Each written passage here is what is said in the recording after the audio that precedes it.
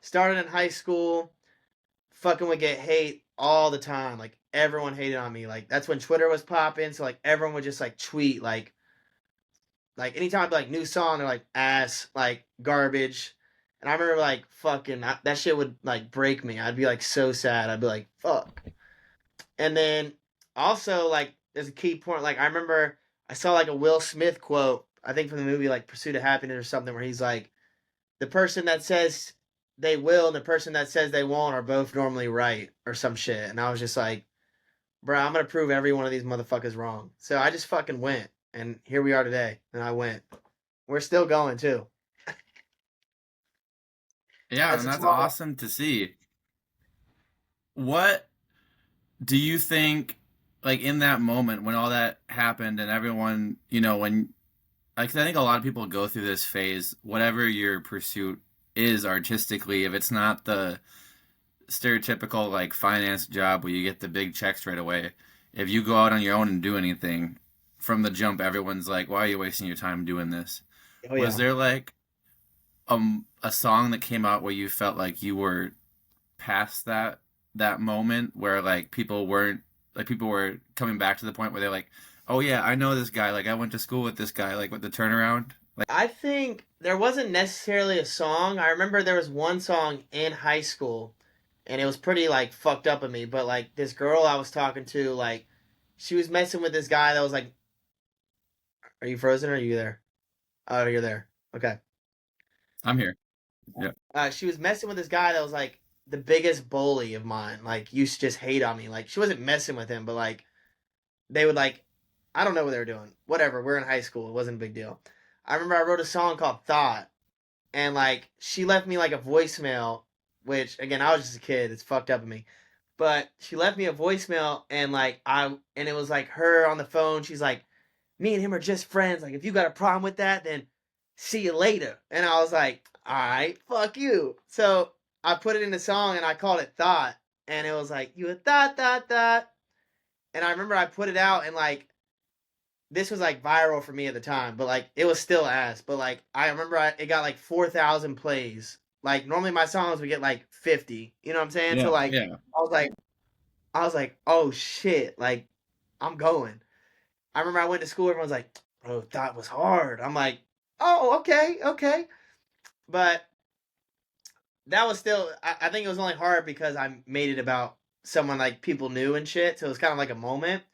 But I don't know if there's like truly like I still feel like I haven't had my like song moment, like a blow up song. Obviously I've had songs like that have done great numbers and stuff, but like it has been cool. Like I was talking about this with someone the other day, like I've already like surpassed like proving everyone like in my hometown wrong. You know what I'm saying? Like I already did that. Like there's no one in my hometown that like even like my biggest bullies, like I've seen them before, and like you can just tell like there's nothing but like almost like I almost Yeah, feel like that's they have awesome. like fear.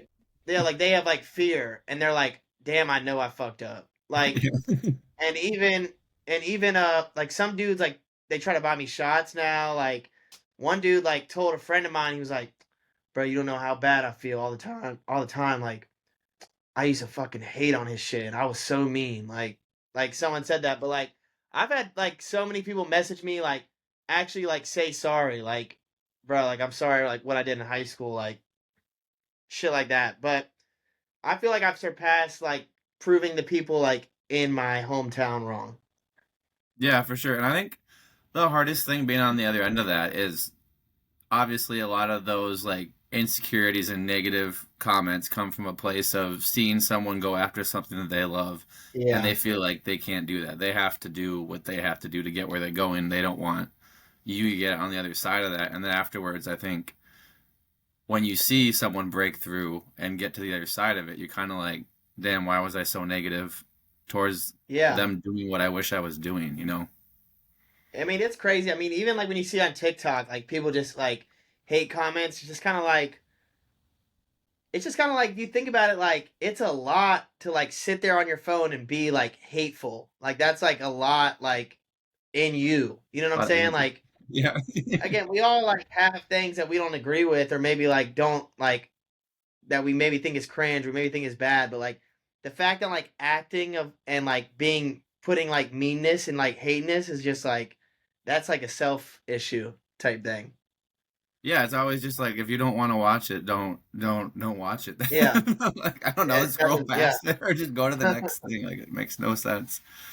And it's hard. Like yeah, you it's see it. stupid. Like I mean, I'm sure you've been doing this for quite a while, so I'm sure you've seen everything and how social media has changed and stuff. But Yeah, it clicked for me one time when I was scrolling through, and I'm a LeBron James guy, and all that time I see people coming in like big Jordan guys coming in saying all this shit about LeBron James, and then one day I like looked at a LeBron or a Michael Jordan post, and it was the complete opposite. It was all these LeBron guys being like, "Oh, f Michael Jordan this," and like I was like, everyone's just going where they don't want to be to hate on the person that they yeah. don't like, instead of just being like, "Oh, I love LeBron." I was like, this is messed up. Like, what? How'd you first like hear of me? So a couple different things. I heard about you when you opened for Mike Stud in shit. What year was that? That would have been like 19, 2019. 18, 18, 19, Yeah, twenty that's dope. nineteen. Yeah. 2019. And Yeah, then yeah, and then in grad school I went to grad school with a guy that went to Concord, and you were doing your set open for Two Friends. And then I that's sick. also listened to like J Roddy, so I heard your song with J Roddy, and yeah, so Hell kind of a yeah, couple. It's kind of been like I've like known, listen some more that's type of dope. thing. You never saw me Yeah, live though, no?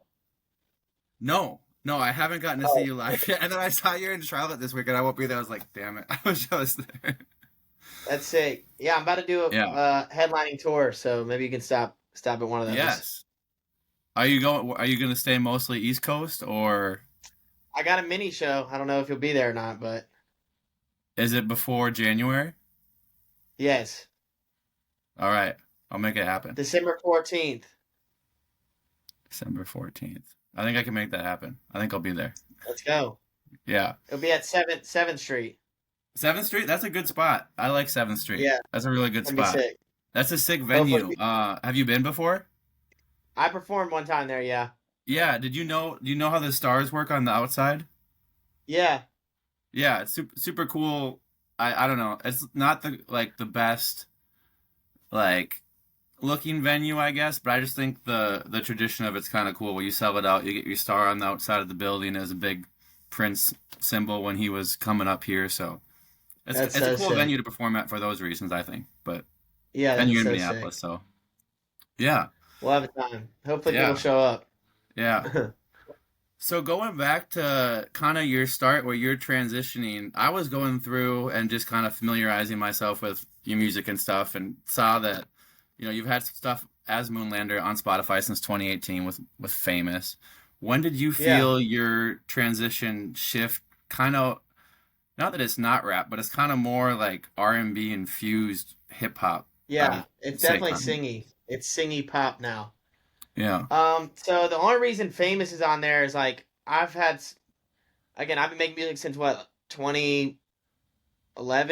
So I just took all of it off. Like there's so many songs that I took off that were just like booty, and like I can't even take Famous off because like I don't know why something with like TuneCore. I don't even have a TuneCore account, but I did for like those three songs, so I can't even take it off. And like whatever. But I feel like I feel like just as a person, like even regardless of an artist, like I'm just someone that like wants to continue to be like better every day. And I feel like as time went on, like, oh, I tried doing this and then I started doing this and I tried this and I tried that. And it's like all infusing to be like what I'm becoming and what I am now. So yeah, I used to be straight rap. And then now, like, I don't really rap that much. I wouldn't even consider myself rap at all. Yeah, and it's I think, when we were younger, rap was like the main thing, is what you Yeah. saw everywhere. And it's kind of interesting because I feel like everything has gone away from that now. Like, not that there's Yeah, not rap's rap. not that Obviously big anymore. rap's still its thing, but like even country is so much bigger now, and there's so many Big. other avenues that are bigger. just Yeah. I think it's easier to listen to for a wider crowd, and it's kind of Yeah. growing that way.